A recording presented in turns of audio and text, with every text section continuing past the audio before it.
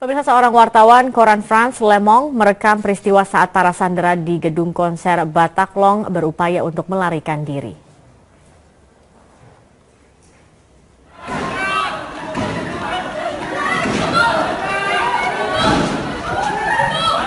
Terdengar sejumlah suara tembakan saat para sandera berhamburan berupaya meloloskan diri sambil berlari dari sebuah pintu. Mereka melarikan diri dari pintu di dekat panggung yang menuju ke sebuah gang. Nampak beberapa di antara para sandera yang tidak terluka berupaya menolong rekan mereka yang terluka.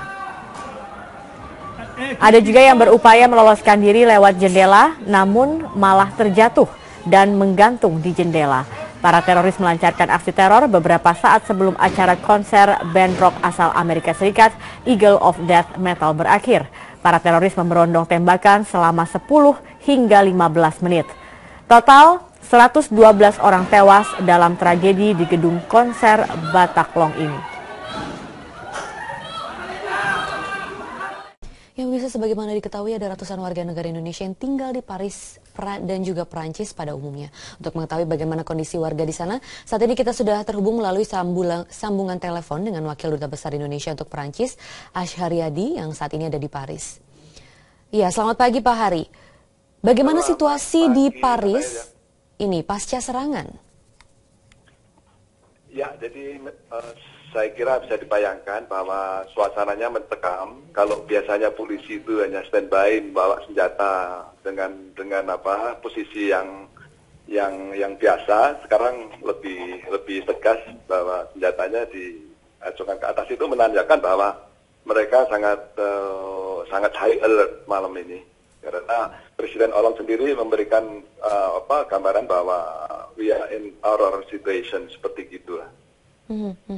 Pada saat serangan terjadi, Anda saat itu sedang berada di mana, Pak? Apakah memang Anda merasakan adanya ledakan tersebut juga? Saya sendiri tidak berada di lokasi, hanya saya memang lagi di luar. Kebetulan melihat film James Bond, jadi kira-kira suasananya juga seperti itu kalau bisa dianalogikan. Yang kalau pengalaman pribadi, kebetulan anak saya itu berada di stadion sepak bola Stade de France, itu antara Jerman dengan Prancis, ya, yang mendengar secara langsung, dan sampai sekarang tidak berani pulang. Saya suruh nginep aja di tempat teman yang lebih dekat dengan tempat sana, tidak usah pulang karena semua akses dari TKP ke tempat lain ditutup. Dengan akses yang ditutup seperti itu, bagaimana warga-warga lain yang saat itu sudah menyaksikan pertandingan? Kemana mereka semua mengungsi ini untuk sementara, Pak? Saya tidak mendapat gambaran secara real mengenai itu. Hanya memang pada saat kejadian totalnya ditutup, tapi tentunya sekarang sudah ada keputusan lain dari pemerintah setempat untuk merilis mereka, katakan, karena semua insiden yang serius sudah bisa dikatakan sudah berlalu. Korban sudah mulai terhitung, terus kemudian penyanderaan juga sudah berakhir dengan tewasnya 4 pelaku teror yang sejauh ini kita amati. Oke, untuk mengenai warga negara Indonesia, karena cukup banyak warga negara Indonesia yang tinggal di sana, Pak. Apakah ada laporan mengenai sejumlah warga negara kita di sana? Apa ada yang menjadi sandera atau menjadi korban sejauh ini? Dari teman-teman KBRI tidak mendapat laporan mengenai hal tersebut.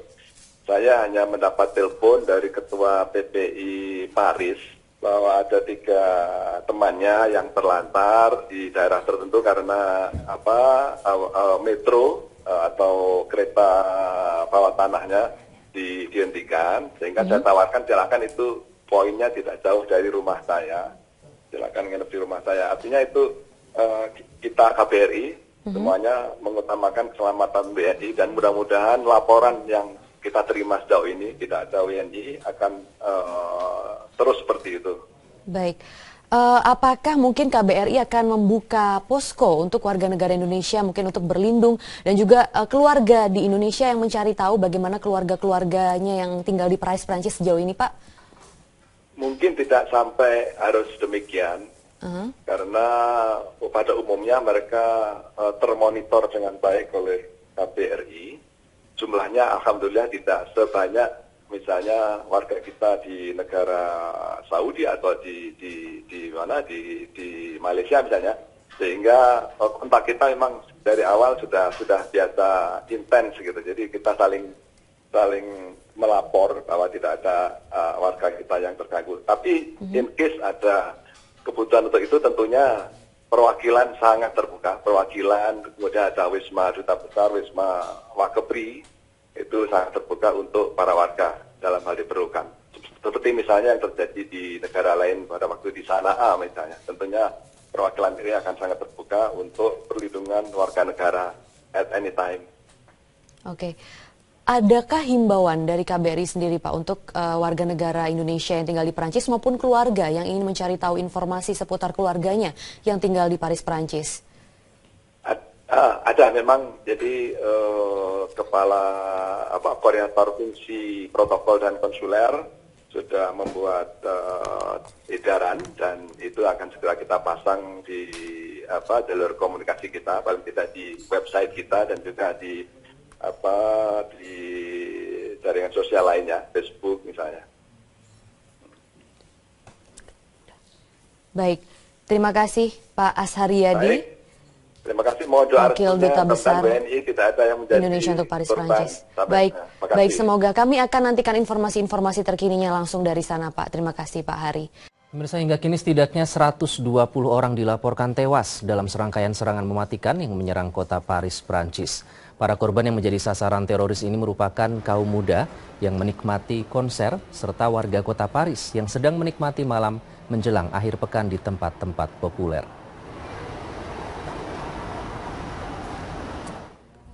Otoritas Prancis merilis 120 orang dinyatakan tewas dari hasil investigasi menyeluruh di lokasi kejadian. Sementara itu, Presiden Prancis François Hollande menegaskan tidak akan menyerah pada serangan yang diyakininya sebagai terorisme. Pasca ledakan bom, hingga kini sejumlah penyidik forensik masih terus mengumpulkan sejumlah barang bukti dari luar Stadion Stade de France. Serangkaian serangan dilaporkan terjadi di 7 lokasi, yakni di luar Stadion Stade de France, lalu di restoran Kamboja di Arrondissement nomor 10, restoran di pojok jalan Rue de Sarong, bar di dekat stadion, dan gedung Concert Hall di The Bataclan. Pemerintah Prancis menerapkan status darurat nasional dan menutup seluruh perbatasan.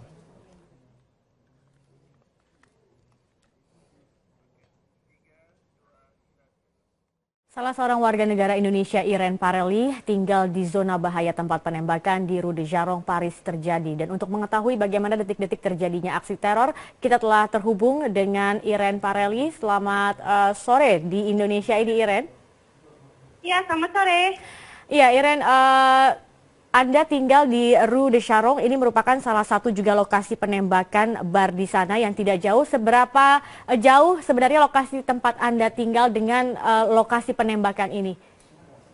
Sekitar 200-300 meter karena di belakang saya ini adalah tempat kejadian dan ini hanya 2 menit dari rumah saya tepatnya.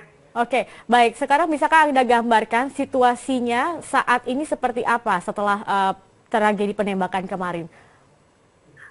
Untuk saat ini setelah saya keluar pagi hari ini semuanya berjalan secara normal. Memang agak banyak orang yang datang ke daerah sini untuk mungkin melihat tempat kejadian, tapi semua toko-toko di daerah saya tetap buka dan kendaraan umum semua tetap jalan seperti biasa. Bagaimana dengan penjagaan di sana? Halo? Ya, Irene, bagaimana dengan penjagaan di sana? Apakah Anda melihat ada penjagaan ketat yang dilakukan oleh pihak berwenang atau dari kepolisian di sana? Iya, sekarang banyak polisi di daerah rumah saya sih. Sekarang banyak polisi dan untuk orang-orang yang mau masuk ke dalam jalanan ini didampingi dengan polisi untuk masuk ke dalam.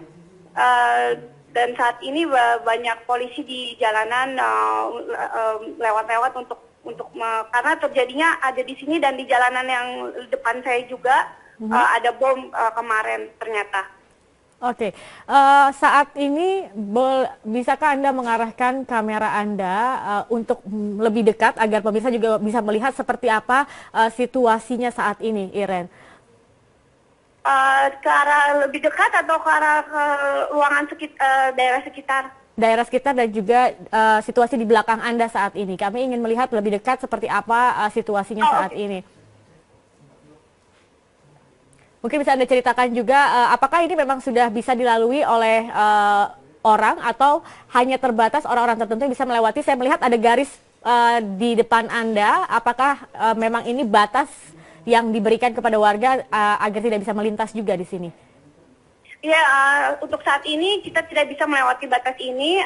Hanya penghuni di daerah ini yang bisa lewat, dan itu pun harus didampingi dengan polisi, diantarkan sampai ke depan rumahnya seperti yang Anda lihat di depan. Oke, tempat Anda tinggal ini sebenarnya wilayah apa saja yang terdapat di sini selain ada bar tempat tinggal? Ini sebenarnya wilayah seperti apa, Mbak Iren? Mungkin bisa diberi gambaran kepada pemirsa juga.